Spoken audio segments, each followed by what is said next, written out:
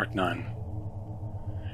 It is difficult to describe the strangeness, the terror I felt, in the time between this, my unintended baptism, and my waking days later, freezing and tangled in the wreckage of the collapsed tent in which I had been so hastily cocooned.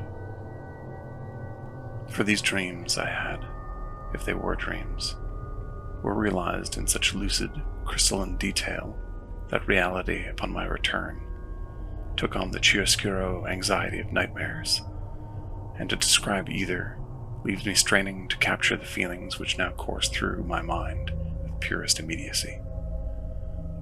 So I beg your forgiveness, reader, for the formlessness of what follows, but such is the nature of a haunting, whether the subject is a house, a soul, or the stories of which either are constructed. First, in the darkness, my mother, hanging in space, dawn light soft on her pale cheek.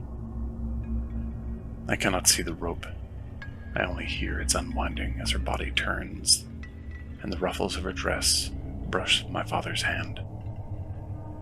He is sitting close to her, drunk and unconscious, head back, the notches of his eyes covering unspilled tears. He found her like this, and called no one, woke no one. And now, one hand dangles from the arm of the chair, fingers indicating the broken snifter that drew me here to the living room. Her eyes follow me like a painting as I walk to him, kneel, and pick up a curved shard of glass. I hold it to his neck, scraping it through his graying beard till it finds the skin, and I draw it across again and again, ragged troughs forming, widening, filling with black blood. Now I see he is watching me as well, tears tipping back and running into his hair, a faint smile at the edges of his mouth. He is so proud, even as the glass is clicking against the bones of his spine, and my own finger's blood begins spilling into his throat. But I am too weak. My arms ache. I can't go any further. So he reaches up for my hand, gripping my boy's wrist, and adds his strength to my own, digging, sawing, scratching until the last weight of his head begins to do the work itself. His eyes flutter closed as the flesh comes loose, and I sit with my back to the chair, cradling him in my lap. I fall asleep and come awake in mud and fury. Shells explode, separating my compatriots' bodies into a thousand motes, crashing down again in clouds of bone and blood, slickening us all with their former selves. I am in France. Rain pours down, but the sky is free of clouds. Instead, blazing stars whirl overhead, carving skaters' paths of light across my vision, the fractured ice of the sky spinning around us as eons pass. The war does not end, will never end.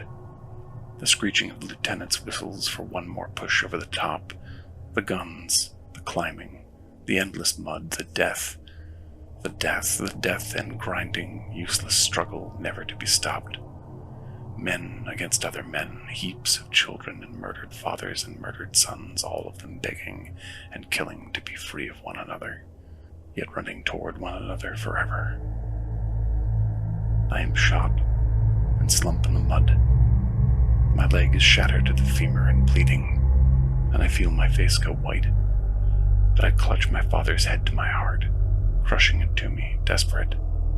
The rain keeps coming, breaking me down, until I'm become the mud, shapeless, mindless, defined only by a slow, spiraling liquid fear, pooling and burying these bodies, sinking further into that wet darkness, suffocating, praying, with nothing above me but the laughter of these broken men. Years later, far in the future perhaps, I emerge on a beach, my chest striped in a cross of red. My bloodless white head, white-bearded and sculptural, a shell of my father's form, hollow-eyed and brutal. There is nothing but the wind and the sand and the waves. I am alone at the edge of the mothering sea, forever distant, forever calling. Please, God, please, please be gone. Please finally be dead. But still I feel him, waiting. Then, on the horizon, a ship. I am awakened by another scream.